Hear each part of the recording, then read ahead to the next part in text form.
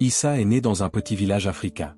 Sa famille ne possédait presque rien, sauf l'espoir qu'un jour leur fils connaîtrait une vie meilleure. Souvent, Issa se couchait le ventre vide.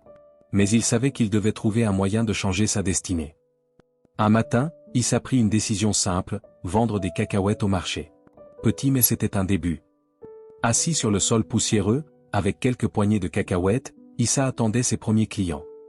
Les passants se moquaient, « Tu crois devenir riche avec ça ?» Mais Issa restait calme. Une vieille femme lui acheta une petite poignée. C'était peu, mais c'était son premier succès. Chaque pièce gagnée, Issa la mettait de côté dans une petite jarre en terre. Plutôt que de perdre son temps, Issa observait les autres commerçants pour apprendre leur technique.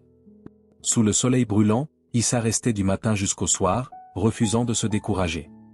Parfois, il rentrait sans rien vendre. La tentation d'abandonner était forte. Mais chaque matin, il se levait encore. Car il savait qu'un pas de plus valait mieux que l'inaction.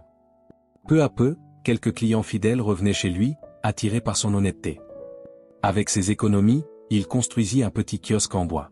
Son premier pas vers l'indépendance. Ceux qui riaient hier le regardaient maintenant avec respect. Issa notait chaque vente, apprenant à gérer son commerce comme un vrai entrepreneur. Bientôt, il ajouta d'autres produits, maïs, haricots, riz. Son kiosque prospérait. Il embaucha un garçon du village pour l'aider. Ce n'était plus seulement son commerce, c'était une entreprise. Certains commerçants jaloux tentèrent de le faire échouer. Mais Issa persista. Avec plus d'économie, Issa ouvrit une véritable boutique en briques. Le village entier reconnaissait son courage. De simple vendeur de cacahuètes, Issa était devenu un modèle. Issa employait désormais plusieurs jeunes, leur offrant un avenir qu'ils n'avaient pas eu. Il devint fournisseur de denrées pour tout le village et les villages voisins. Issa n'était plus pauvre. Il avait transformé la sueur en succès. Il partageait désormais son savoir avec les jeunes, leur enseignant la valeur du travail.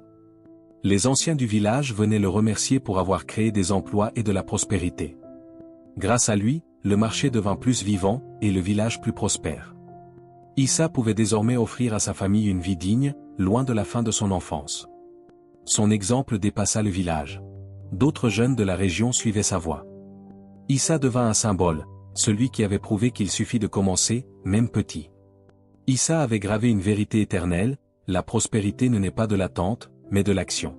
Commencez petit, mais commencez tout de suite.